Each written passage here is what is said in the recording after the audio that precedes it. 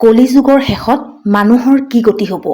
যেতিয়া পাপে সীমা পাৰ কৰিব, তেতিয়া এই ৫টা ডাঙৰ পৰিৱৰ্তন হ'ব। নম্বৰ ১, কলিযুগৰ শেষত মানুহৰ আয়ুস বহুত কম হৈ যাব। ২০ বা ৩০ বছৰ মানুহে জীয়াই থাকিবলৈ পাব। নম্বৰ ২, কম বয়সতে বিবাহ আৰু সন্তানৰ জন্ম হ'ব। ৫ বছৰমান বয়সতে বিবাহো হ'ব আৰু পিতৃ-মাতৃও হ'ব। জীৱনৰ সকলো পৰ্যায় খুব সোনকালে সম্পূৰ্ণ হ'ব। নম্বৰ ৩, সৰু সৰু ৰোগতে মানুহৰ মৃত্যু হ'ব। বেমাৰ, দুৰ্বলতা আৰু মানসিক চাপৰ বাবে জীৱনকাল সৰু হৈ যাব। নম্বৰ ৪, বহুত বেছি খৰাং হ'ব নাইবা বানপানী হ'ব, যাৰ ফলত শস্যৰ উৎপাদন নোহোৱা হ'ব।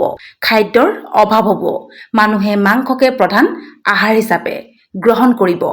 নম্বৰ ৫, মানুহৰ খং আৰু হিংসা ইমানেই বেছি হ'ব যে সৰু সৰু কথাতে মানুহে মানুহক মাৰিব, কাটিব।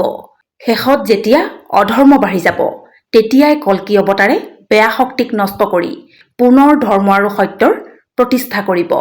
তাৰ পাছতে পুনৰ সত্য যুগৰ আৰম্ভ হ'ব আৰু তেতিয়া মানুহে সত্য, দয়া আৰু শান্তিত জীৱন যাপন কৰিব। প্ৰিয় দৰ্শক, আজিৰ ভিডিঅ'টো ভাল লাগিলে লাইক এটা কৰক আৰু শ্বেয়াৰ কৰি দিয়ক। ধন্যবাদ।